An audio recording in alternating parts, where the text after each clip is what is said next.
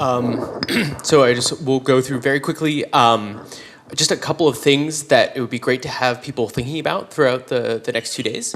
The main ideas are thinking in systems.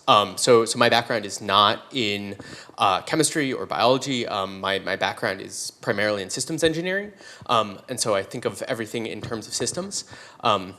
And I think that is sort of sorely needed in this world, and I think that design tools are the way to get there. So if you look at the way that most molecular machines are right now, I find that they look very much like simple tools. So they are sort of the levers or pulleys of the nanoscale world.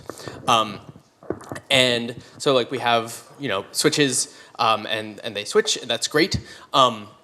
And simple machines can be extremely powerful, right? Like you can use just like a simple lever to destroy a massive block of rock. And so this is not sort of a criticism of molecular machines, simple molecular machines. But what I do want to imply is that there's so much more that can be done.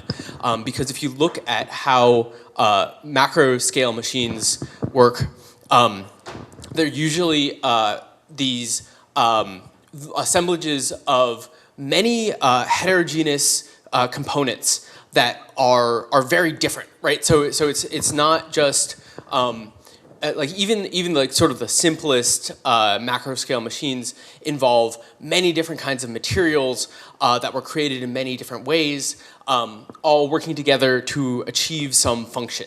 And that the sort of analogy of that is what I don't see in the nanoscale world. And we know that things like this are possible in the nanoscale world, right? So this is not just like I feel comfortable saying like that this call to action is actionable, right? Because we look at biology and you have ribosomes that are made up of proteins and RNA, and they are extremely functional, and you have other proteins that sort of walk along different strands, and we see some stabs at this, right? Like there's proposals by Drexler and Shi and Tuberfield that sort of like start to stab at this, but it feels very, very rare. And my hunch for why this is because it's very hard to design nanoscale systems. And one of the reasons for that is that the nanoscale world is incredibly unintuitive, right? So when you're designing something like a macro scale thing, designs don't necessarily need to be like a function sheet and specs and all of that. It can just sort of be, you can like if we think about this like bow lathe, you can kind of imagine in your head like, oh, if I drill a hole into this thing and I put another thing in there and I wrap around a string and I kind of move it back and forth, it'll kind of do that thing, right? Like you can kind of imagine it in your head because all of this is fairly intuitive because we interact with macro scale objects all the time and we sort of understand their affordances. But then the nanoscale world is obscenely, it's just alien, right? Like you have like friction doesn't matter and everything is like kind of jiggling around and it's like, and our brains just like cannot handle that. And so the way to address that, my hunch is through engineering designs.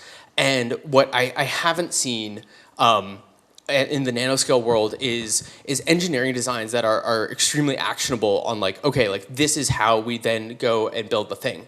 And so I feel like right now we're at the state where we have a lot of amazing components, right? Like many of you have created these amazing components. And I think we can all sort of imagine these final products that we want, right? Like, we want like nanoscale robots that clean your clothes or like vats of just like raw elements that then you just sort of like pull a car out of. But what I don't see a lot of is these sort of engineering drawings of how we get there. And I think that the real potential for design tools that work is to be able to create these engineering drawings. And so that's the sort of things to stick in your head this idea of engineering designs building intuition on the nanoscale and functional nanoscale systems. So with that, I will turn it over to the people who actually know what they're talking about.